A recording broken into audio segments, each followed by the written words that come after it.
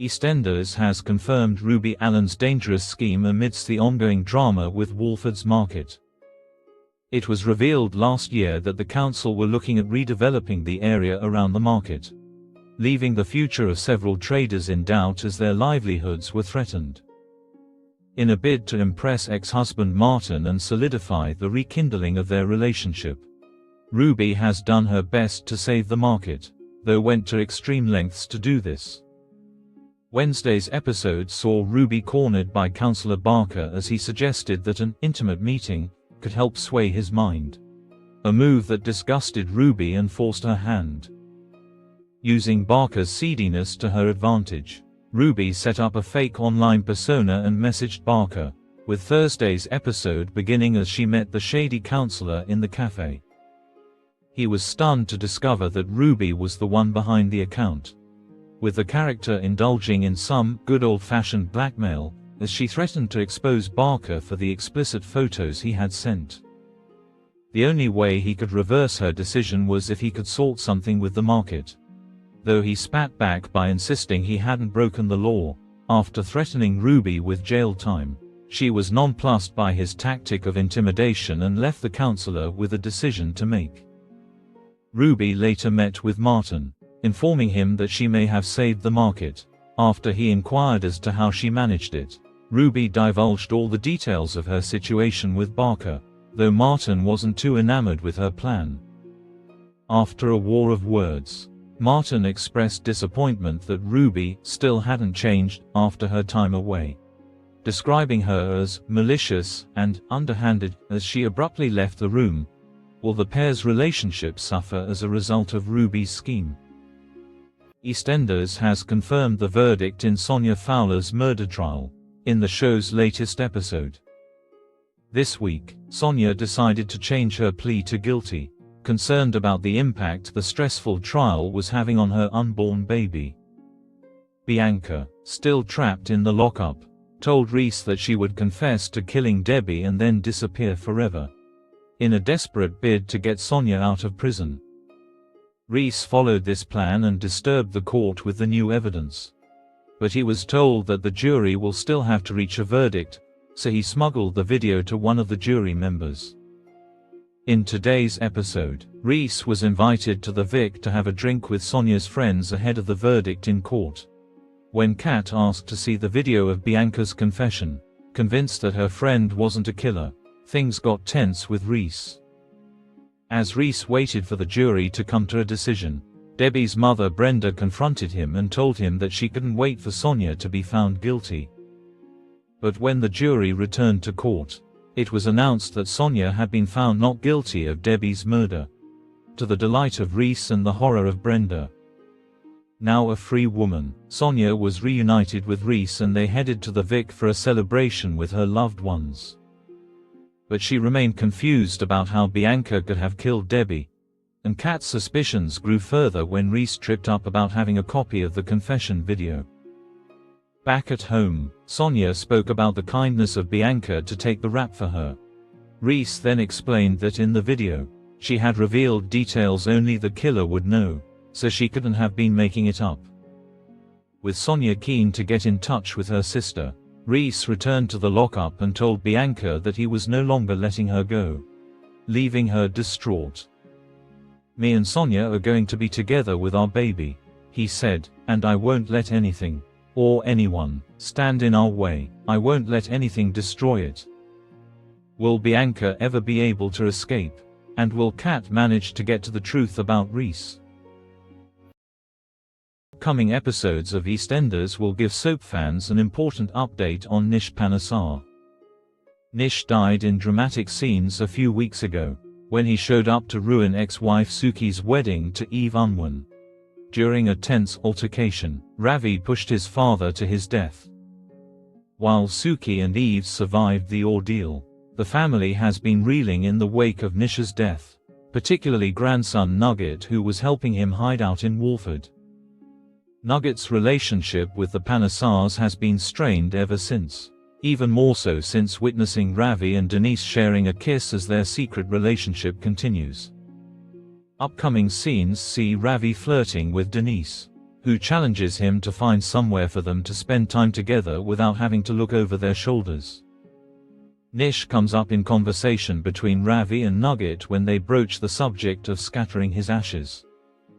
Ravi manages to get number 41 to himself so he can spend the evening with Denise, giving Priyanandra hard cash to take the daughter Avani out for a spa treat. But Denise and Ravi's relationship is set to be exposed in upcoming explosive scenes. Will Denise end up with Ravi or Jack Branning? That's something fans of the show will get to decide in an interactive episode for EastEnders' 40th anniversary celebrations. Executive producer Chris Crenshaw said earlier this month, "We're also excited to give our audience their first ever chance to decide how one of our big storylines plays out. Their votes will determine whether Denise picks Jack or Ravi, with the outcome being revealed as part of our live episode." After months of tiptoeing around each other, EastEnders' Anna Knight and Freddie Slater finally get it together next week. However, their long-awaited union doesn't come about in the best circumstances, with the fallout from her mum Cindy Beale's Christmas attack still tearing through her family. The week begins with Anna remaining deeply suspicious of her sister Gina Knight, a feeling that only intensifies when she witnesses her having another secretive chat with Harry Mitchell. With the hunt for Cindy's attacker having already put other members of the Beale and Knight clans under the spotlight, Gina has to then defend herself when fingers are then pointed in her direction. As accusations fly, Dad George Knight George steps in to defend his daughter, but a smug Ian Beale later tells Elaine Peacock that he plans to report Gina to the police. As Anna reels from the turn of events, Freddie is there to support her. Feeling comforted by him, the pair then finally give in to their long-standing feelings for each other. It has been a complicated path for Freddie and Anna, who first hooked up shortly after her arrival in Walford in 2023, amid his best friend Bobby Beale's crush on Anna. Freddie was devastated to lose his best friend as a result of their one-night stand, and sought to push Anna and Bobby together, despite harboring growing feelings for Anna himself. Last year, Anna fell pregnant but kept the news secret from Bobby and decided to have a termination. As Freddie stepped up to support her, things reached when they shared a secret kiss, only for Bobby to walk in on them. After Bobby's world imploded, he left Walford for a new life with stepmom Jane Beale, but until now, Freddie and Anna have remained just friends. Will they now finally get their happy ever after? Các bạn vừa theo Anna Knight was left reeling in EastEnders when she discovered Gina Knight's whereabouts on the night of Cindy Beale's attack. Cindy was whacked over the head with a shovel on Christmas Day and left for dead in the square, though the identity of her attacker has remained a mystery. This week, the Knight family were left horrified when George Knight found the attempted murder weapon hidden in the barrel store. In tonight's episode, Gina was frustrated that she had been the first person George had pointed the finger at, and Anna struggled to understand why George hadn't yet got rid of the shovel. When Elaine Peacock asked Anna if she knew who Gina was with on the night of Cindy's attack, she was taken aback, admitting that she didn't know she'd been with anyone. She later confronted Gina, asking where she was that night, admitting that she thought she may have attacked Cindy. Gina was instantly defensive and insisted that she had told George and Elaine that she was with someone because it had been the truth, and that she hadn't told Anna because it was none of her business.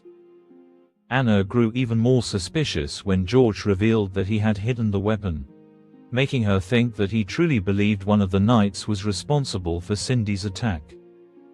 Keen to get some answers, when Gina snuck out of the Vic, Anna followed, and was shocked when she overheard a conversation between her sister and Harry Mitchell. She overheard Harry insisting that he hadn't told anyone anything, but that Gina didn't have to believe him, as she knew he loved the danger. Was Gina with Harry when Cindy was attacked, or did he witness her hit Cindy? Could Gina be the culprit after all? Ruby Allen fell back into her manipulative ways in recent EastEnders scenes as she tried to change the future of Turpin Road. The Turpin Road section of Bridge Street Market has come under threat of redevelopment, with the market traders having been served eviction notices. A campaign, led by Martin Fowler, was launched to try and save the beloved market, which has been a staple on Albert Square for hundreds of years. However, when Martin couldn't attend a recent meeting with Councillor Barker, Ruby offered to step in, though her attempts to get the council on side ended in disaster. With the councillor having refused to budge on his position, Ruby decided to change tactics, resorting to a classic blackmail plot to get what she wanted. After making a fake online account, Ruby arranged to meet with Councillor Barker, who was shocked to see that it was her he had been messaging. Ruby was quick to point out that she had all of the messages he had sent, including nude pictures. Councillor Barker seemed unfazed as he pointed out that he had been sending consensual messages to someone he believed to be over 18, and therefore hadn't broken any laws. However, Ruby revealed that she wasn't concerned about that, and instead threatened to publish the images in the Walford Gazette unless the councillor put a stop to the regeneration project on Turpin Road. When Councillor Barker threatened to have her sent to prison for sexploitation, Ruby revealed that she was willing to take the risk. Unfortunately for her, Martin wasn't best pleased about her plan when she later told him about it, much to her surprise. As she attempted to defend herself, Martin explained how his daughter Bex had had a similar experience with sharing nude photos, and the ordeal had been really difficult for her. He also worried that the whole situation would backfire, and end with more market traders losing their jobs as a result of Ruby's actions. When Ruby argued that she thought he'd be more grateful, Martin pointed out that she had just proved that she was as spiteful, manipulative and underhanded as she always had been. Ruby then stormed out, bringing the argument to a halt. Will her plan work out? Or is Martin right to worry?